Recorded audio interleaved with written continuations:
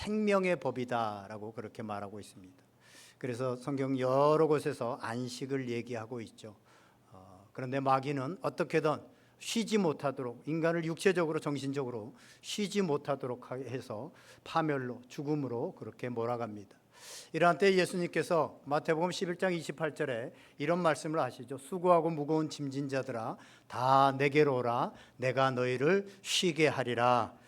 나는 마음이 온유하고 겸손하니 나의 멍에를 메고 내게 배우라. 그리하면 너희 마음이 쉼을 얻으리니. 아멘.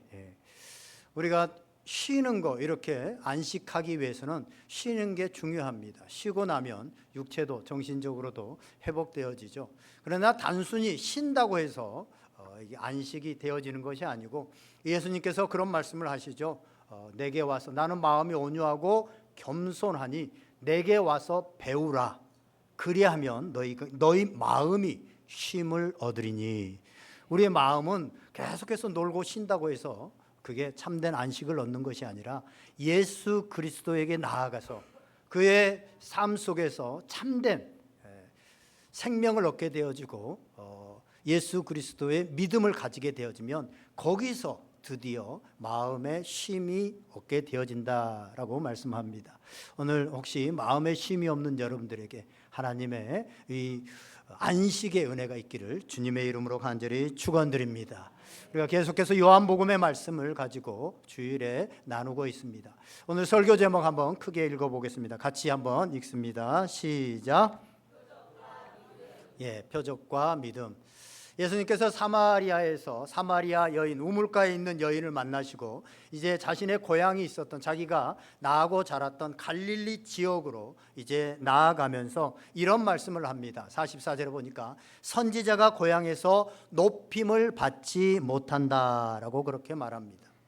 그렇습니다. 이상하게도요, 유명한 사람이거나 하나님의 종들을 보면 고향이나 친척이나 가족들이나 교회 지체들처럼 가까운 사람들이 제일 아끼고 사랑하고 인정해주고 돌보아줘야 되는데 그렇지 못하는 경우들이 많다고 하는 사실입니다. 이런 경우들이 성경에도 많이 나오죠. 요셉 같은 경우에도 가족들이 돌봐줘야 되고 거의 막내, 저 밑에 순번으로 밑에기 때문에 가족들 형들이 좀 잘 돌봐주면 되는데 시샘을 해가지고 요셉을 종으로 팔아 넘겨버리는 이런 일들이 일어나게 되어지고요.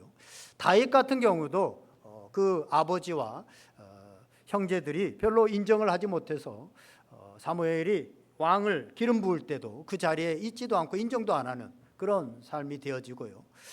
또 우리가 사도 바울도 보면 누구보다도 자기 동족들이 예수 그리스도를 전하고 그러면 좋아야 되는데 유대인들이 가장 시기하고 가장 비판하고 핍박하고 사도의 사도권을 이렇게 의심하고 이런 일들을 보게 되어집니다. 예수님도 마찬가지죠. 왜 그럴까라는 생각들을 해보면요, 멀리 있는 사람들은 그렇지 않는데 오히려 가까이 있는 사람, 인정해주고 사랑해줘야 될 사람들이 왜 그렇게 인정을 못할까, 오히려 미워할까라는 생각들을 해보면 감정적으로 너무나 상처가 많기 때문이 그렇습니다. 다른 사람들은 감정적인 교류가 이루어질 그런 시간들이 없었는데 함께 살다 보니까 이런 감정적인 교류가 일어나면서 그 안에서 서로 상처를 주기도 하고 상처를 받으면서 이제 이런 시기심이나 이런 일들이 일어나게 되어지고, 또 내가 저 사람을 잘 아는데 그 사람은 그 정도 인물이 못 돼 라고 인정을 안 하려고 하니까 선입관 때문에 이런 일들이 일어나기도 하고요. 또 더 나아가서는 시기심이나 경쟁심 때문에 다른 지체가 잘 되어지는 것, 다른 지체가 인정받는 것, 이런 것들을 못 봐주고 견딜 수 없는 그런 못된 마음들, 죄성이 우리 가운데 있기 때문에 이렇게 인정하지 못한다고 하는 사실입니다.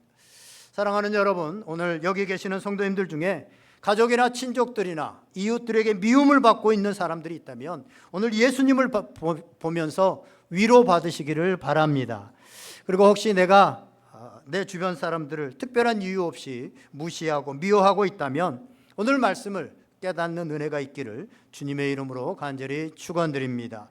이제 예수님께서 고향에서 높임을 받지 못한다라고 하는 말씀을 하시고 갈릴리 지역으로 가셨는데, 그 갈릴리에서 이제 이 갈릴리가 넓은 지역인데 나사렛, 자기 고향은 아니고요, 이 갈릴리 지역에 가니까 사람들이요 예수님을 환영하고 예수님을 영접하고 있습니다.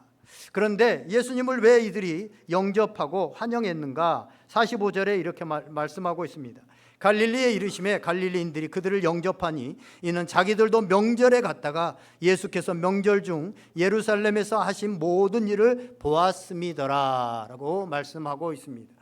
이스라엘 백성들은, 특히 남자들은 1년에 3차례씩 예루살렘에 가서 명절 때마다, 절길 때마다 하나님 앞에 제사를 드려야 되는데, 이 갈릴리에 있는 사람들도 갔습니다. 그런데 예수님께서 우리 2장 3장에서 보았듯이 명절에 예루살렘에 가서 성전에 썩어진 것들을 둘러 엎으시고 또 병자를 고치시고 이런 것들을 보고 왔습니다. 보고 오니까 야, 이 예수님이 대단한 사람이구나 라는 생각들을 하게 되어지고, 그 이적과 그 것들을 보고 나서 예수님을 이제 영접하게 되어지고 예수님을 맞이하게 되어지는 이 상황을 얘기하고 있습니다. 갈릴리 사람들이 이렇게 예수님을 영접하고 환영했지만 요한복음 2장에서 말씀하고 있듯이 죄송합니다. 예수님은 이 사람들에 대해서 기대하지 않았습니다. 왜냐하면 2장에서도 말씀드렸지만 그들의 마음을 아셨기 때문이다 라고 말씀하고 있습니다. 지금 이 사람들이 예수님께서 행하신 놀라운 그 이적들을, 기적들을 보면서 예수님을 환영하고 가까이 하려고 하는 것이지, 진짜 예수님을 구주로 믿고 순종하는 믿음을 가지고 있기 때문에 예수님을 환영하는 것이 아니었다고 하는 사실입니다. 지금 자신을 환영하고 자신을 지금 받아들이고 있지만 조금 후에 천국 복음 진리의 말씀을 얘기하면 이들은 분명히 반박할 사람들이었고, 또 환경이 바뀌어지면 그를 십자가에 못 박으라 라고 소리칠 사람들이라는 것을 예수님은 다 아셨기 때문입니다. 그래서 예수님은 자신을 환영하거나 자신을 비난하거나 시기하거나 이런 것에 일희일비하지 않습니다. 사람들이 자신을 어떻게 대하는가라는 것에 대해서 상관하지 않고 하나님이 맡기신 일, 하나님께서 주신 그 사명들을 굳굳하게 해나갑니다. 오늘 우리에게도 이런 믿음이 필요합니다. 사람들의 반응, 환경에 따라서 우리가 일희일비하는 이런 신앙이 아니라, 우리가 하나님을 바라보고 하나님이 주신 말씀을 붙들고 하루하루를 담담하게 나아가는 이런 믿음이 필요한데, 오늘 예수님은 그런 모습으로 나아가고 있는 것을 보게 되어집니다. 이제 나아갔는데 46절 이하를 보면 예수님께서 물로 포도주로 바꾼 혼인잔치가 있었던 첫 번째 기적이 있었던 가나 지역에 가셨습니다. 그런데 그곳에 가니까 예수님이 오셨다는 소식을 듣고 34km나 멀리 떨어진 가버나움에서 왕의 한 신하가 달려옵니다. 헐레벌떡 달려옵니다. 왜 달려와서 예수님을 만나려고 이곳까지 찾아옵니까? 왕의 신하가. 그 이유는 오늘 성경에 보니까 자기 아들이 죽을 병에 걸렸기 때문입니다. 병이 들었기 때문이다 라고 그렇게 말씀하고 있습니다. 여러분, 혹시 이런 얘기 들어보신 적 있습니까?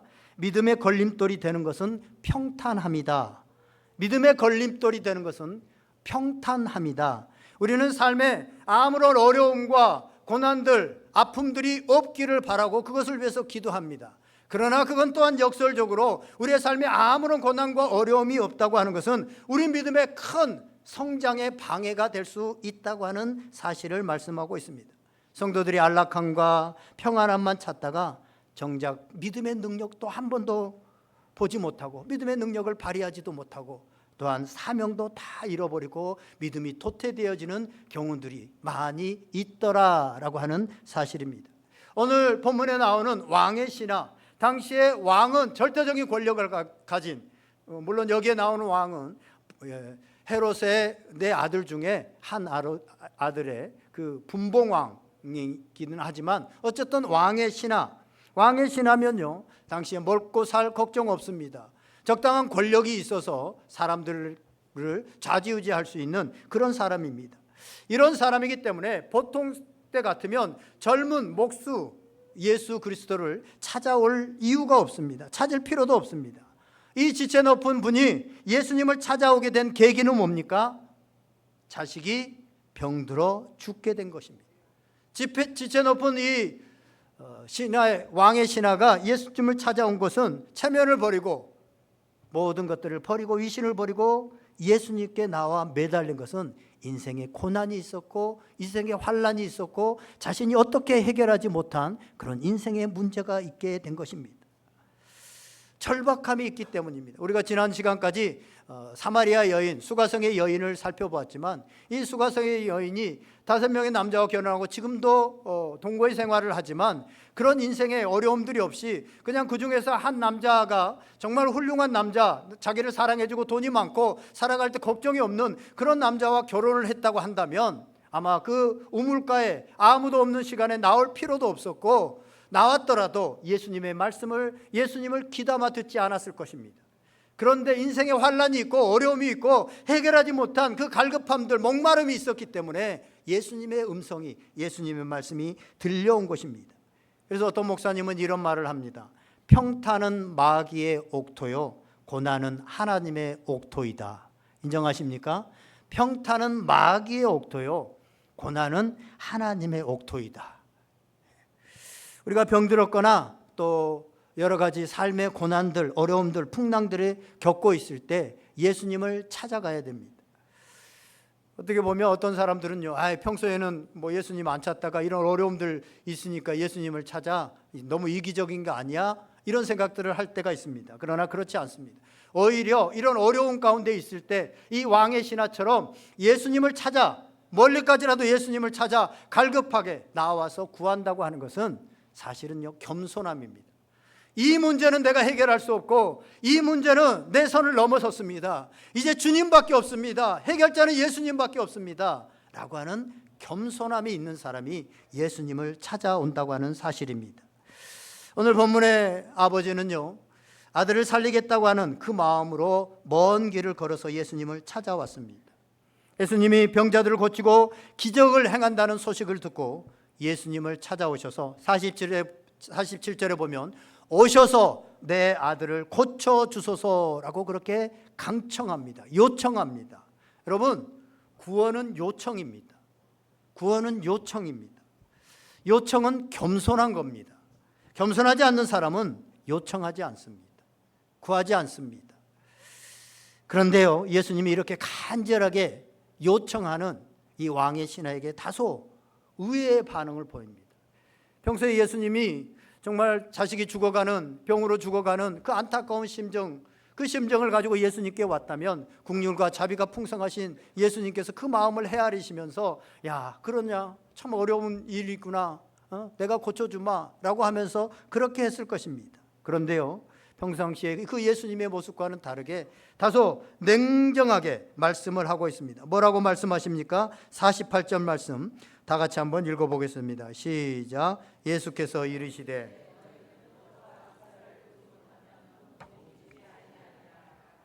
아멘. 왜 예수님께서 이렇게, 물론 그 사람에게 대해서만 얘기한 것이 아니라 듣고 있는 모든 사람들에게 얘기하고 있는 얘기지만 너희가 표적과 기사를 보지 못하면 도무지 믿지 아니하더라 라고 하는 이 말씀을 하실까요? 예수님은 병을 고치는 것보다, 지금 문제가 해결되어지는 것보다 더 중요하고 더 긴박한 것이 있다라는 것을 그 왕의 신하뿐만 아니라 거기 듣고 있는, 거기에 나와 있는 모든 사람들에게 가르쳐 주시기 위해서, 말씀하시기 위해서 지금 이렇게 다소 냉랭하게, 냉정하게 말씀하고 있습니다. 병의 치유가 목적이 아니었던 것입니다. 병을 치료받는 것도 중요하지만 병은요, 치료받아도 또 다른 병에 걸릴 수 있습니다. 그리고 우리가 치유를 받아도 언젠가는 죽습니다. 그렇죠? 우리가 이 땅 가운데 살아가면서 마치 먼지가 가득한, 미세먼지가 가득한 곳을 지나게 되어지면 그냥 나도 모르게 미세먼지가 내 몸에 묻는 것처럼 어느 날 죄악으로 가득한 이 생활상을 살아가다 보면 여러 가지 일들이 누구에게나 닥쳐올 수 있습니다. 한 병이 고쳐졌다고 해서 또 다른 병이 안 걸리리라고 하는 보장은 없습니다. 병이 나도 결국은 그 사람은 죽습니다. 그래서 병을 치유하는 것보다 더 중요한 것이 있음을 말씀하시기 위해서 예수님께서는 이렇게 차갑게 말씀하고 있습니다. 그것이 무엇일까요? 예수 믿는 사람들은 별로 그렇지 않는 줄로 믿지만 예수 믿지 않는 사람들 중에는요, 인생에 정말 어려움들이 있으면, 힘든 일들이 있으면, 자신이 해결하지 못할 일들이 있으면 무당집을 많이 찾아갑니다. 오늘날 같은 과학이 발달하고 의학이 발달한 대명천지에 무당집들이 우리나라에 굉장히 많이 있습니다. 어떤 자료를 보니까 20만에서 40만 가까이 된다, 무당집이. 그 정도 있다는 것은 첫 번째로는 귀신이 있다는 것이고, 두 번째로는 거기를 찾아가는 사람들이 있다는 거예요. 그런데 그 찾아가는 사람들이 못 배우고 하층에 있는 사람들만 찾아가는 거 아니에요. 굉장히 잘 배운 박사들, 정치인들, 대통령이 되려고 하면 찾아가고 손에 문자 글씨를 써가지고 다니고 그렇기도 하죠. 이런 일들이, 사람은 연약해요. 그래서 찾아간다는 거예요. 저하고 좀 잘 아는 목사님이 한 분 있는데, 저하고 나이도 비슷해요. 근데 교회를 개척해가지고 10수년 전에, 한 20년 가까이 된 것 같아요. 개척해서 이제 예배를 드리는데 한 2년이 되는데도 부흥도 안 하고, 삶은 너무너무 힘들고, 새벽에 자기 아내하고 둘이 막 기도하고 너무나도 마음이 무너져가지고 확 가는데, 밖에 딱 가는데 평소에 그렇게 잘 안 보였는데 집에 터벅터벅 걸어가는데 무슨 점집 이래가지고 미래를 봐드립니다 어쩌고 하는, 그게 불이 환하게 켜졌는데 거기를 그렇게 들어가고 싶더래요. 아니, 목사님도 답답하니까 들어가고 싶은데, 사실 거기 보니까 이게 예수 믿는 사람들도요, 이 무당집이나 이런 데를 많이 찾아간다고 기록이 돼 있더라고요. 다행히 그 목사님, 내가 그래서 들어갔어? 이렇게 물어봤더니 안 들어갔어, 그렇게 얘기를 하더라고요. 그런데 실제로 많이 있다고, 그 자료들을 보고 또 그 사람들이 하는 얘기를 보면 실제로 그렇다고 하더라고요. 사람이 답답해. 근데 우리가 찾아가고 안 찾아가고를 떠나서요, 우리 성도들이 그들이 그런 절박함으로 가는 무속신앙과 기독교 신앙의 차이를 이해하지 못하고 인식하지 못한다고 하는 사실입니다. 그래서 무속신앙을 예수님, 기독교 신앙으로 오인하고 그렇게 다니는 기독교인들이 많이 있다고 하는 사실입니다. 여러분, 무속신앙과 기독교 신앙의 가장 큰 차이는 뭡니까? 무속신앙은요, 내 자신은 가만히 있으면서 내가 가진 재물이나 내가 가진 능력을 가지고 신을 달래가지고 나에게 어떤 우환이나 어떤 애군이 떠나가게 하는 거, 면하게 하는 거, 그래서 자기 소원을 성취하는 거, 이것이 바로 무속신앙의 목적입니다. 그들이 찾아간 목적이고 그것에게 비는 목적입니다. 그래서 수백 번 구슬하고 우상에게 수천 번 절을 하고, 여러분 불교나 이런 데 가보신 분들은 알겠지만 이 불교 같은 데는 108번 절을 하고 뭘 하잖아요. 특히 절 하잖아요. 절은 절하는 데잖아요.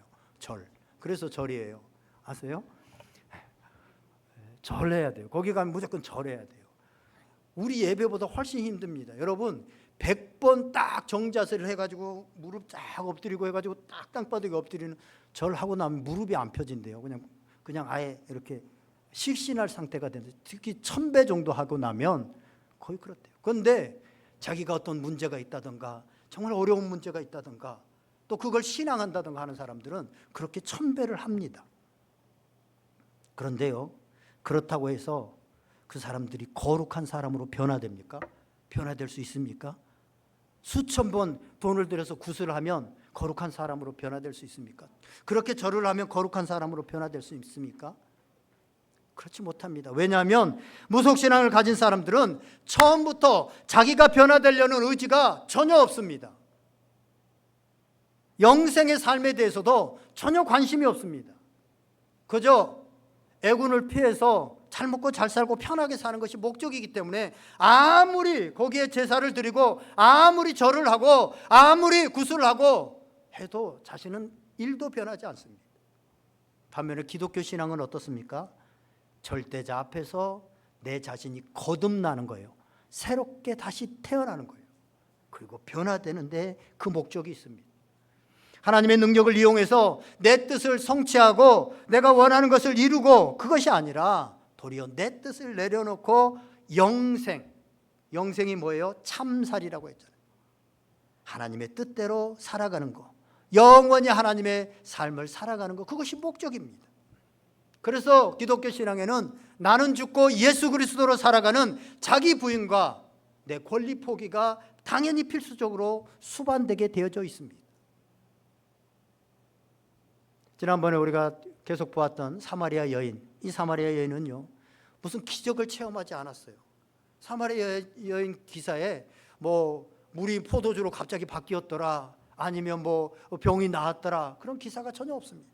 그런데 그냥 자기 같은 이 가련한 인생, 이 불쌍한 인생, 어찌 보면 해도 안 되는 인생, 이런 인생을 입으로 찾아오셔서 사랑하시는 그 하나님께서 예수 그리스도를 통해서 자기를 만나주시고, 그 대화를 통해서, 인격적인 만남을 통해서 예수 그리스도가 메시아라는 사실을 알고 변하게 되어집니다.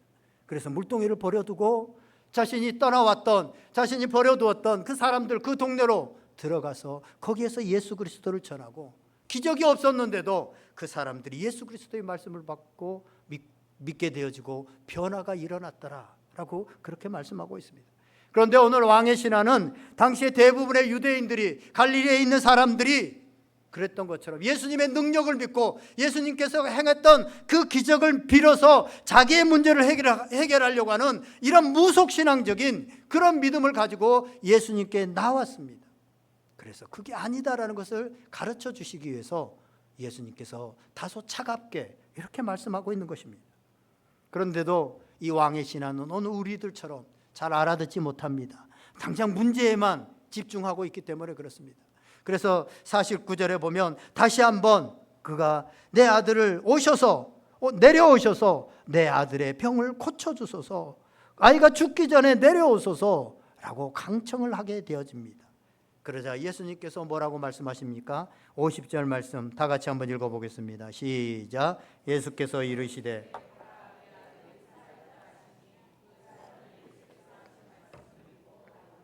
아멘. 이 말씀은 예수님께서 가라, 내 아들이 살아있다, 기적을 보고 뭔가 표적을 보고 뭔가 눈에 보이는 것을 봐야만 나는 믿겠다라고 하는 사람들에게는 황당한 얘기입니다. 아무것도 일어나지 않았습니다. 아무것도 확인된 것이 없습니다. 그런데 내 아들이 살아났다, 그러니까 가라라고 그렇게 말합니다. 아무것도 없는데 아들을 살리기 위해서는 예수님을 꼭 모시고 가야겠는데 살아났다고 하는 이 말만 믿고 돌아서 가려고 하니 얼마나 막막합니까? 그런데요, 이 신하는 이 예수님의 한마디 말씀을 듣고 마음에 혁명이 일어났습니다. 이 말씀을 듣고 믿어진 겁니다. 말씀을 믿는 믿음이 생긴 겁니다. 그래서 더 이상 요구하지 않습니다. 떼쓰지도 않습니다. 더 이상 예수님께 함께 가자고 하지 않습니다. 예수님의 말씀을 믿고 갔습니다. 오늘 여러분에게도요, 이런 믿음, 말씀이 믿어지고 그 말씀을 따라가는 그런 순종의 믿음이 있어지기를 주님의 이름으로 간절히 축원드립니다. 그래서 집으로 가다가 달려오는 종들을 만났습니다. 아이가 살아났다, 아이의 열이 떨어졌다라고 얘기를 합니다. 그래서 이 왕의 신하는요, 그 자기 아들이 살아났다라는 것도 중요하지만 예수님께서 이게 언제 일어났느냐라는 게 궁금해졌습니다. 그래서 묻습니다.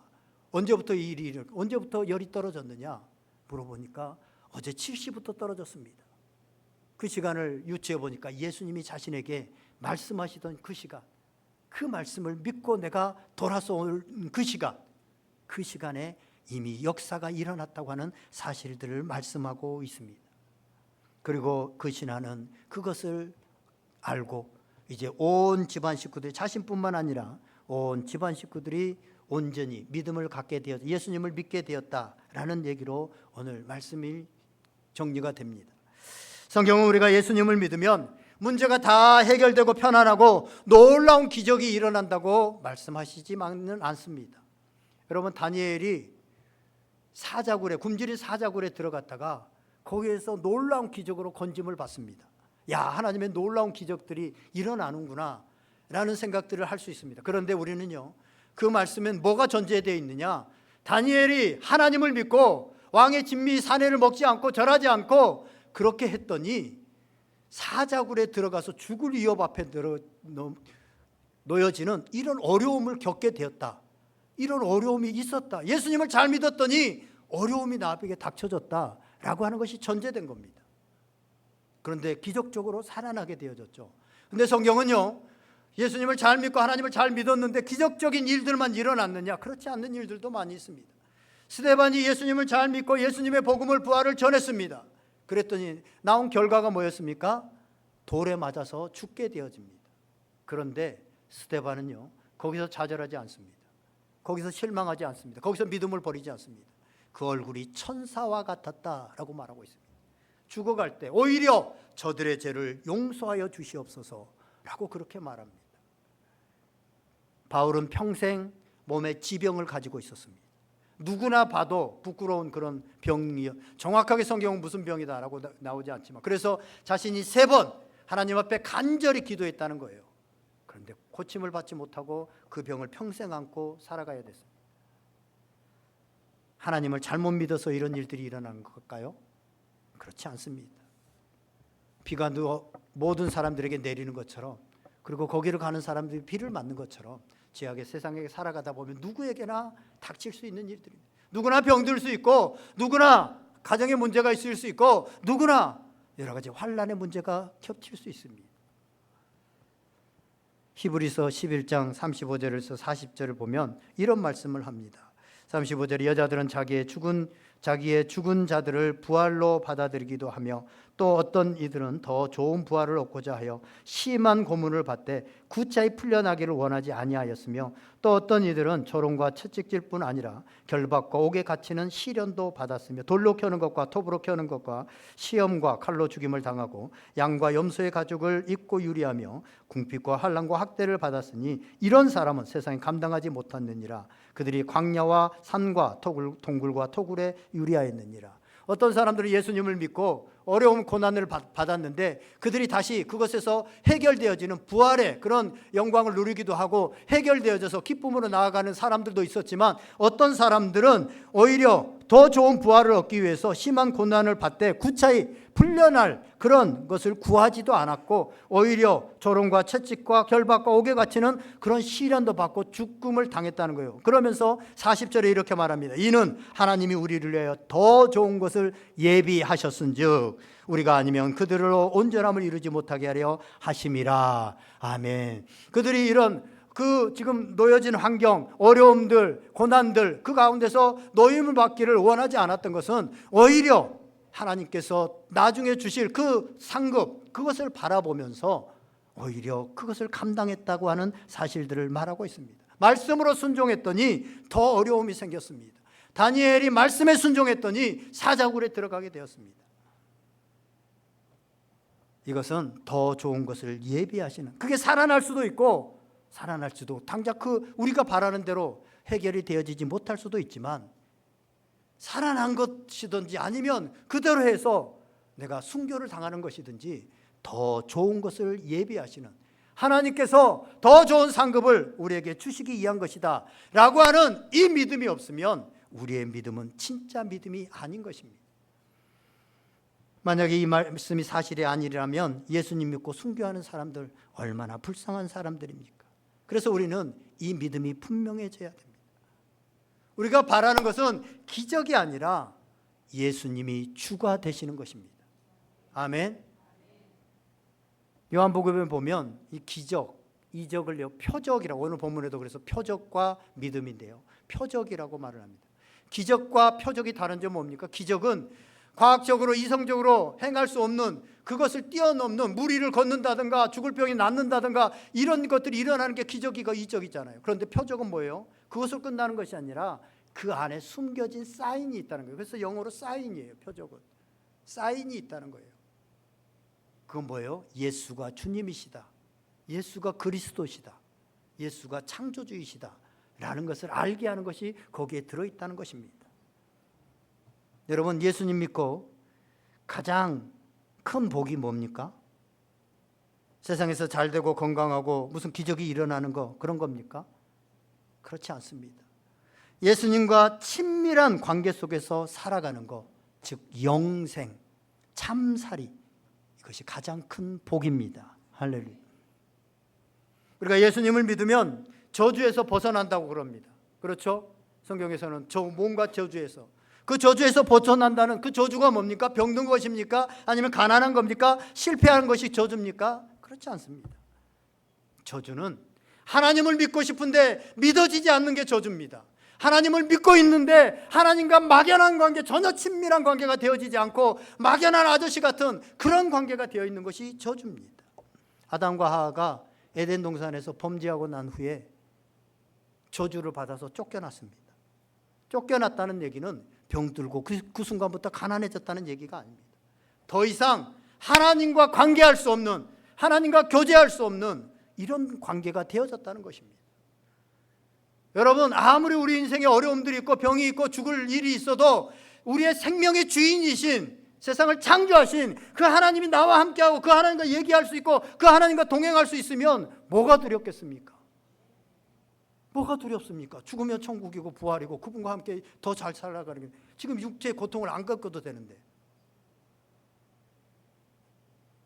이처럼 성경을 읽어보면요, 하나님이 안 믿어지고 하나님과 관계가 멀어지는 것 자체가 저주다, 그것이 저주다라고 말을 합니다. 그런데 대부분의 사람들이 태어날 때부터 죄가 이후에 이제 사람들은 하나님과 관계를 하고 있지 않습니다.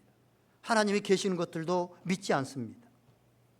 그래서 하나님과 멀리 떨어져 있고 하나님과 친밀한 교제가 없는데도 불구하고 안타까움이 있고 갈망이 있지 않습니다. 그냥 그런갑다라고 살아갑니다. 그런데 우리가 예수 그리스도를 믿는 순간부터 하나님이신 예수님이 우리 안에 들어오셔서 나와 매일 동행하게 되어지고 나와 매일 교제하고 살아갑니다. 이것이 축복 중에 축복이라고 하는 사실입니다. 예수 한 분이면 충분합니다. 문제가 해결되지 않았을지라도, 문제는 어차피 우리가 이 땅의 죄악된 세상 가운데 살아가면서 오늘 한 문제가 해결되어지면 또 문제가 있습니다. 그 문제 해결되면 또 문제가 있습니다. 문제 없는 인생이 어디 있습니까? 그럼 문제가 없는 인생이 축복된 인생이고 저주가 없는 인생이라고 한다면 지금 여기에 있는 예수를 믿는 사람들조차도 아무도 축복된 인생이 없습니다. 다 저주 가운데 있는 인생들입니다. 진짜 축복은 뭡니까? 우리의 생명의 주관자이신 그 예수님, 우리를 십자가에 사랑하시는 그 예수님, 우리를 구원해 주신 그 예수님이 나와 동행한다는 사실, 내 안에 계시다고 하는 사실, 이것이 바로 축복 중에 축복이라고 하는 사실입니다. 그거 하나면 충분합니다. 제가 지난주에 천정은 자매님이라고 하는 자매님의 책을 이렇게 들다가 우연히 간증집을 이렇게 봤는데요, 나는 주님의 것입니다 라고 하는 간증집입니다. 저 자매인데요, 이 자매님이 음대 피아노학과, 괜찮은 대학에 음대 피아노학과를 나와서 이제 뭐 열심히 유학도 갈까 하다가 뭐 이렇게 살아가는데 39살 막 일이 바빠지고 뭔가 이제 좀 될 것 같은, 그래서 막 열심히 하는 39살에 암이 걸린 거예요. 유방암이 걸렸는데 뭐 몸이 좀 좋지 않다 뭐 그렇게 생각을 했는데도 뭐 병원 갈 생각도 안 하고 뭐 그렇게 있다가 좀 늦게 갔는데 암 말기입니다. 1년 정도 살 수 있을 것 같습니다. 그것도 치료를 받으면, 뭐 이런 청천벽력 같은 얘기를 듣게 되어집니다. 그리고 이제 온몸에 암이 이렇게 퍼져가고 또 뭐 재발도 하고 그런 과정에서 자기가 그동안 예수님은 없다, 하나님은 없다라는 생각을 굳게 갖고 있었고, 또 주변에 예수 믿는 사람들을 보니까 좀 이기적이고 말만 많이 하는 그런 사람들이라 예수 믿는 사람들 싫어했고, 하나님이 있으면 자기가 자기 마음대로 살아가지 못하기 때문에 없다라고 인정을 했는데, 그 병에 들고 주변에 착한 언니 중에 한 명이 마치 예수님 믿는데 막 자기 교회 가자고 그 소식을 듣고 그렇게 얘기해서 교회를 갔는데, 갔더니 아니나 다를까 뭐 할렐루야 막 하고 뭐 말도 안 되는 얘기하고 뭐 믿습니까 하고, 에이, 이상한 집단이다, 다시는 안 간다라고 와가지고 이제 생각을 하는데, 자꾸 거기서 한마디 딱 말 들었는데 마치 오늘 왕의 신하처럼 예수님이 부활했다 라는 말이 들리더래요. 그게 내리 아무 말도 막 다 미친 사람 같고 광신자 같고 막 목사님이 할렐루야 그러면 아멘 하고 막 이러는데 그 말이 계속 머리를 들더래요. 그래서 성경을 읽으면 믿어질 것 같아서 안 되고 안 믿어야 되니까 그래서 유튜브를 막 찾아봤대요. 유튜브를 찾아봐서 뭐 예수님의 부활에서 막 찾아봤더니 뭐 2000년 전에 뭐 BC와 AD를 나누고 있고 뭐 역사적인 사실이다 뭐 이런 사람들도 있고 뭐 어떻고 막 있는데, 그래 BC와 AD가 기원이 나누는, 역사가 나누는 그 분기점에 예수가 있다고 하는 사실들은 이게 역사적 사실이기 때문에 사실 아니냐라고 하는 생각들이 솔솔 들면서 이제 조금씩 믿어지기 시작하고, 성경에 거기 찾아보니까 성경의 말씀들이 이렇게 쭉쭉 부활에 관한 것들이 연결되어 있는데 부활이 진짜구나 라는 것들이 믿어지기 시작했더래요. 그래가지고 이제 믿음을 가지고 그 다음 주에 이렇게 예배를 딱 갔더니 한 번 더 이제 사실은 뭐 그래서 갔는데, 어쨌든 갔는데 그때 그 전에는 말씀이 전혀 안 들렸는데, 목사님 말씀하시는데 꼭 내 얘기를 하고 있구나 라는 것들이 구구절절 들려지면서 부활이 믿어지기 시작하더래요. 그 후로도 계속 아프고 재발도 하고 항암을 80번이나 받았습니다. 80번이나. 그런데요, 자신이 아프기 전에는 몰랐는데 부활을 믿고 나니까 자신이 부활할 것에 대한 소망과 믿음이 확실해진 거예요.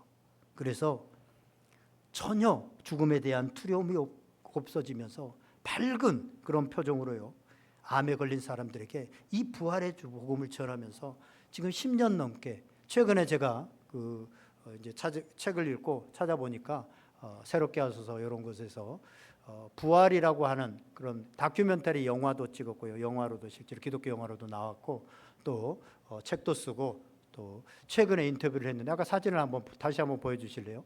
최근 이제 10년, 2012년도에 그랬으니까 10년 이상을 살아있는데 지금 거의 저 모습, 저거보다 더 예쁘고 밝은 모습이더라고요. 50이 넘었어요. 그런데 사실은 50이 안 될 정도로 보일 정도로 너무나도 밝고 건강하게 그렇게 살아가더라고요. 그러면서 이제 간증을 하는데, 아직도 암과 투병하면서 또 항암 맞으면 막 며칠 또 힘들어하기도 하고 기도하면서 이겨내기도 하고 그래요.